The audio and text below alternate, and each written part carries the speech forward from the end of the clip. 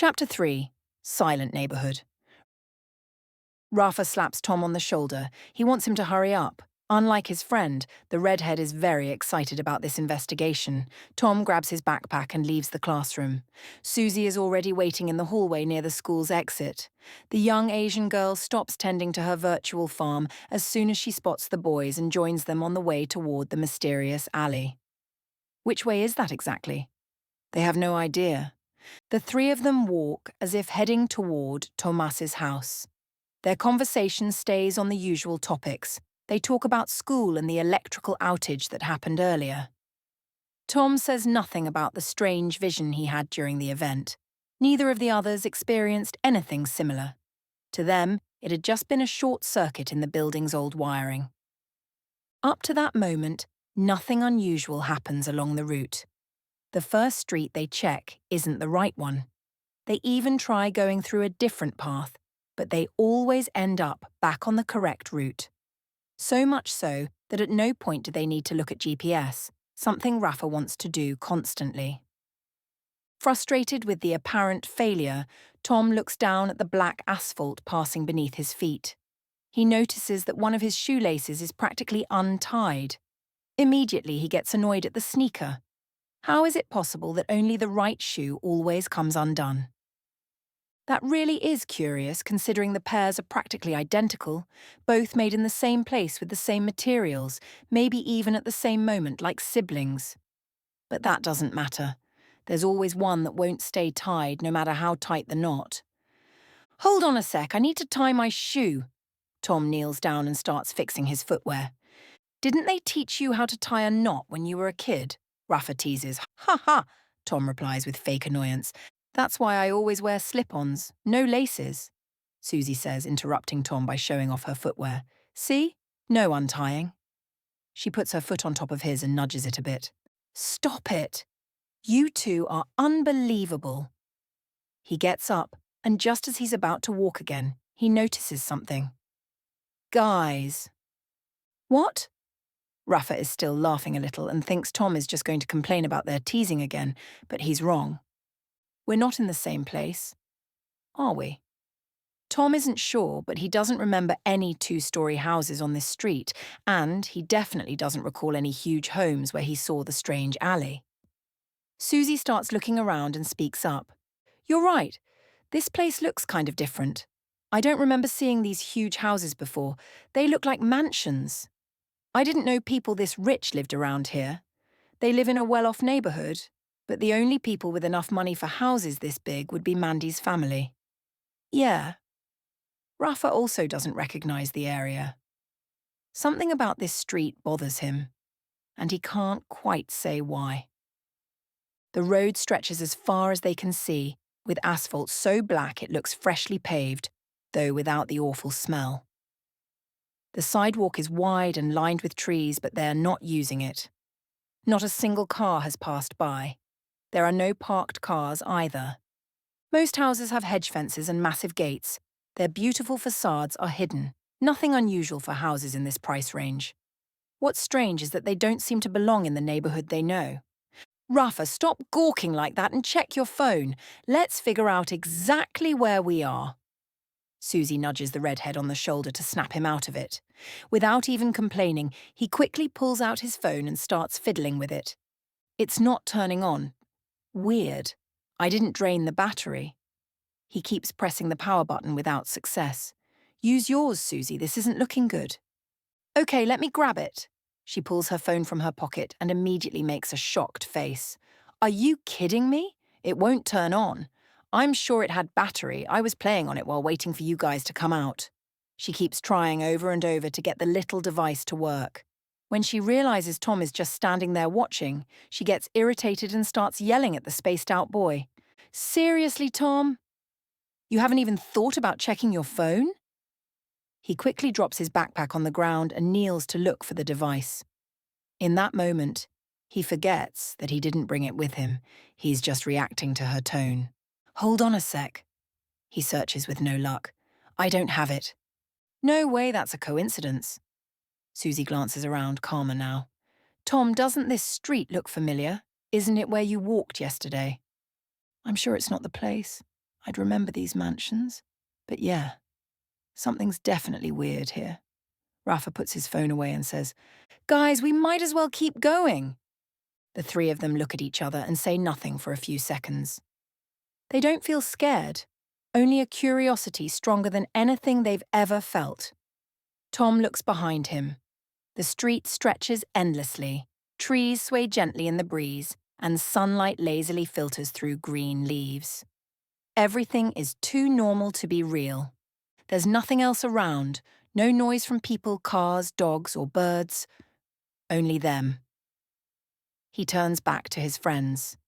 Suzy looks very uneasy. Curiosity is eating at her, but with each passing moment her concern grows. Rafa seems to be the opposite. He's thrilled and eager to unravel the mystery. Without a word, Tom starts walking. The other two follow. For a long while, nothing is said.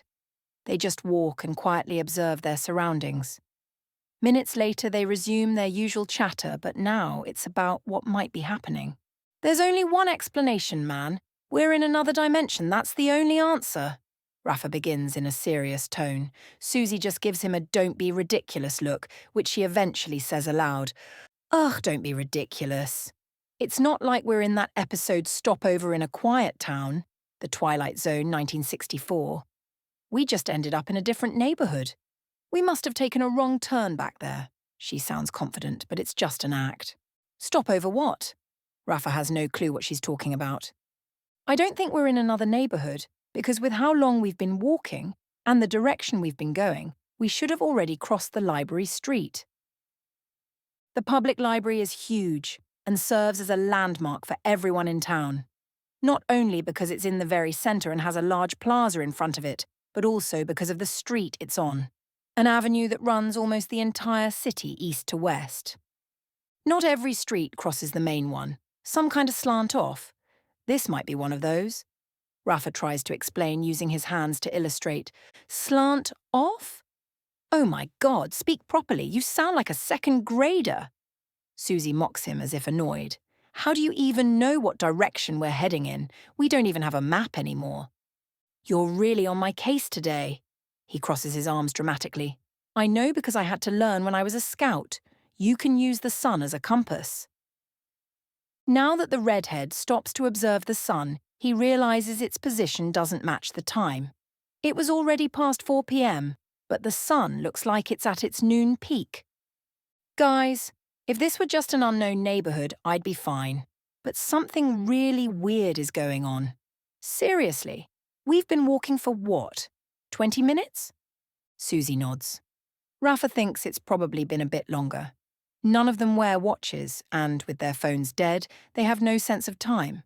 So 20 minutes, half an hour, whatever. Not one car has passed on this damn street. I haven't heard a single dog bark. And it's impossible for all these mansions not to have a chihuahua. Tom has never liked chihuahuas. You know, I hadn't even thought about the dogs. Everything Rafa says sounds unserious. So here's what we're going to do. We're going to take a closer look at one of these houses. I'm done standing in the middle of the street. Suzy barely finishes her sentence before marching off toward one of the houses. The two boys barely have time to catch up. The house is huge like the others, but you can barely see it due to the hedge fence that's almost 2 meters tall. The front gate is made of iron and very heavy. Strangely, it doesn't appear to have a motor for remote control. Suzy tries to force it open, but it's locked. None of them want to risk climbing over the gate. Besides being taller than the hedge, it also has spear-like tips that look like they could do real damage. The trio tries to see everything they can through the iron bars, but nothing stands out. It's a perfectly normal house, impeccably normal. Suzy can't stand just standing there and looking. She's annoyed with the place and with how nothing is happening. This was supposed to be a silly, quick treasure hunt. Until this afternoon, Tomás's story hadn't made any sense at all. The girl then pulls Rafa closer and gets him to give her a boost so she can climb the wall. Of course, the boy complains, but being the most athletic of the group, he's the best suited to help. And Suzy is definitely the lightest. With little effort, she manages to get over the hedge and into the yard. Once her feet touch the green grass, she realizes she hadn't thought through how she's going to get back, but there must be something to help her return. Tom watches their acrobatics attentively. After all, one wrong move and someone could get hurt. But when Suzy is pushed to the other side of the hedge, something catches the corner of his eye. There's something further down the street. Tomás quickly turns toward the road, trying to identify what it is, but the place is just as empty as before. A déjà vu sensation washes over him from head to toe. He should know what it is, this wasn't the first time it had happened, but his mind isn't clear enough to remember. It's strange to think that unnatural events can be forgotten, or even seem mundane when something more bizarre takes over your attention. Suzy starts surveying the place after wiping her hands. The house's yard is large, much bigger from the inside, strangely different from how it looked through the gate. The house sits in the centre, with large windows on all 3 floors. The front door is huge, fully decorated, and looks too heavy to be used daily. Tom is still a little uneasy, but now he can't take his eyes off Suzy.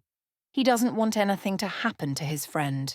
Besides strange visions, he's never broken into a house, let alone a mansion, which surely would have a giant dog ready to tear off a leg, or some suited ninja ready to strike an unsuspecting intruder. Those worries quickly fade away when he finally realizes how pretty the girl looks in that rebellious moment. A teenager is still a teenager, no matter the situation. Tom's eyes focus on her tight pants, hugging a relatively slim body, but with curves in places he approves. His thoughts don't dwell too long on the angry Jap girl's beauty, because she soon disappears from view, heading to the back of the house. Of course he doesn't like her. He still feels something for Mandy, or rather a lot for Mandy. This is just physical attraction overpowering his common sense. Rafa doesn't want to just stand around either and starts climbing the hedge however he can, practically sinking into the leaves and scratching himself up. Tom doesn't want to do this at all, but staying alone isn't an option, even with everything around him feeling like a desert or better yet, a store window. He doesn't feel safe. Reluctantly, he starts following his friend through the hedge, getting just as scratched. Before long, they're both inside the yard, no dogs or ninjas chasing them. Rafa disappears into the backyard. Tom can hear him but can't tell exactly where he is. He takes a few steps and gets closer to the house. Everything seems too perfect, too clean. It doesn't make sense. He's now in front of the massive door. Suzy had already tried to open it before without success. There's no reason to try again. He already knows the outcome. Even so, his hand is almost pulled to the doorknob, which at first doesn't budge, but then unlocks with a loud clunk. The sound seems much louder than it really was, amplified by the silence ruling this strange neighbourhood. Suzy and Rafa come running back to the front of the house. They clearly weren't expecting anything more from this place. None of the 3 notices that they're being watched. "How'd you open it?" asks Suzy out of breath. She had tried with all her strength to turn that doorknob and couldn't, and Tom isn't strong at all. If it were Rafa, maybe she'd understand, but not him. "I don't know, I just turned it and then it unlocked." He opens the door wider. "I think maybe you turned it the wrong way or something." His words are almost an insult to Suzy, as if he called her stupid or worse. "What do you mean, the wrong way? There's no wrong way to turn a doorknob." She's annoyed. "Guys!" Rafa jumps in. "Cut it out! Let's just go in and see what's in there." The door stands wide open for a few seconds. Rafa is the first to walk past Tom and enter the house. Tom follows shortly after, and Suzy right behind him. The inside is just as strange as the outside. That same showroom-like vibe remains. Picture frames with no photos, vases with no flowers. Nothing feels complete. The tables and chairs are positioned in ways that make them easier to see from outside, not for use. The 3 of them go up the stairs just past the first room. The second floor is even stranger than the first. No bedrooms, no bathrooms, just one big open room. Across the space, there's only a silver armchair toppled at an odd angle, and the stairs that go up to the 3rd floor. Well, If anyone wasn't creeped out before, I sure am now. Guys, let's leave. This is straight out of a horror movie. Soon the sky's going to crack open and interdimensional beings are going to eat everything. Normally, Rafa wouldn't say stuff like that, but Tom had gotten him into movies he wouldn't have seen otherwise. Any other day I'd say that's ridiculous, but this place really is weird, says Suzy, looking out the windows. If it were Tomás checking, it'd be a different story, but Suzy doesn't see anything more bizarre out there. Tom has no reason to disagree, but he feels something different, especially when he looks at that armchair, totally out of sync with the house. Let's go back, guys, Suzy continues. No. The other two look at Tom, surprised. I mean, not yet. I want to sit first. He doesn't know why, but he needs to sit in that armchair. What do you mean, dude? It's just an old chair. Tom doesn't see it as old. But if you want, I'll put it upright. As Rafa moves toward it, Tom stops him. No need to move it. I'm going to sit on it just like this. Like, all crooked? Rafa asks, confused. Exactly. Tom stands in front of the silver chair for a few moments before sitting down. Something is very wrong, or very right. The tips of his fingers tingle like he had slept for hours on top of his arms. The closer he gets to the faux leather, the worse it gets. Finally, he adjusts himself and sits on the chair, which responds to his weight with a terrible squeaking sound. Only cheap furniture can sound that awful, almost like the springs are screaming in pain. What happens next lasts for a long time, and yet takes less than a second. The instant Tom sits down, everything around him disappears. He's no longer in that strange mansion, he's floating in infinite space. His friends are gone. There's nothing. Only the cosmos. Because it's so absurd and surprising, Tomás doesn't panic. After all, it feels more like a movie. He's sitting, breathing, everything's fine.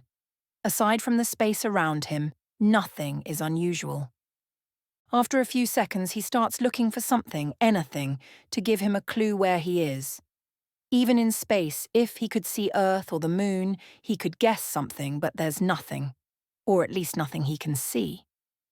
Tomás isn't sure, but it seems the chair is moving through space. It's just a gut feeling. With no reference points, not even a breeze, there's no way to tell. But he feels it's moving.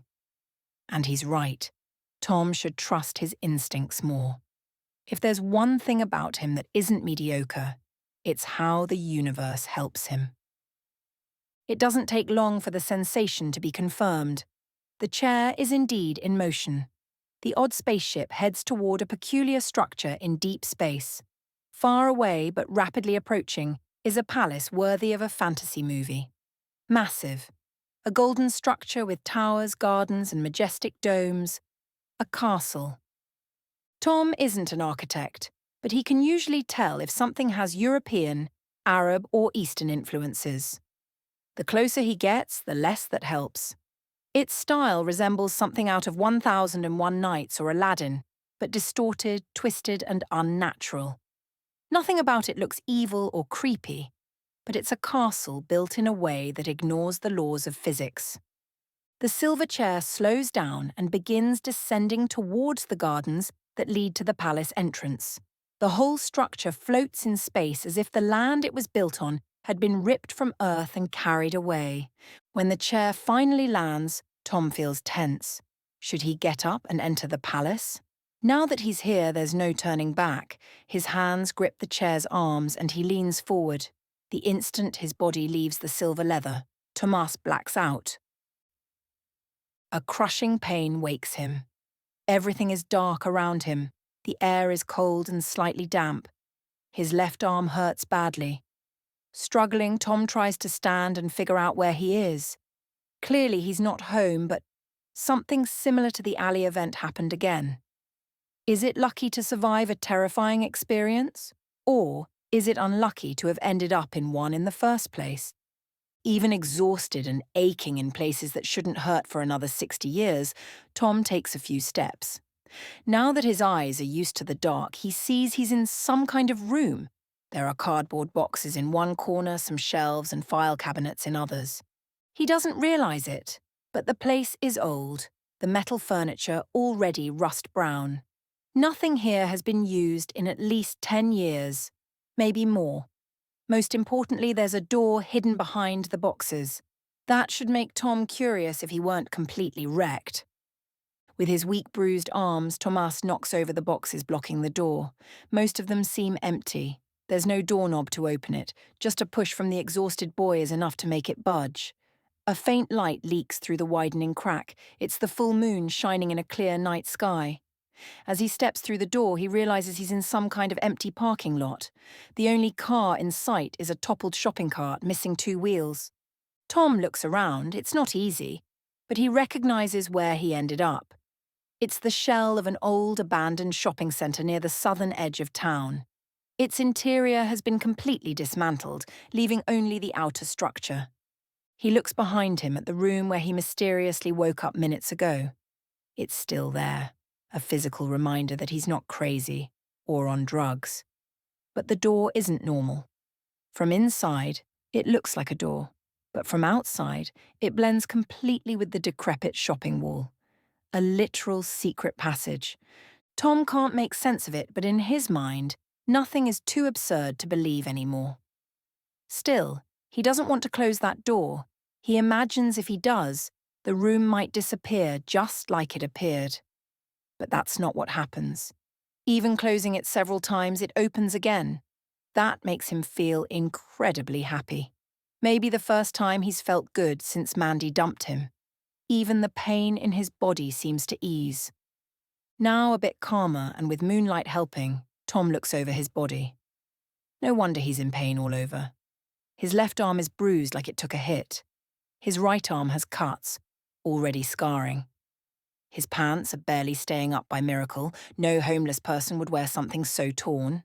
And he has no idea where his backpack is. And that's a problem. It's where he keeps his money. He starts worrying about his friends. They're clearly not around. The place is too quiet. But not like the unnatural silence of that earlier street. It's a natural silence. You can feel it in the air.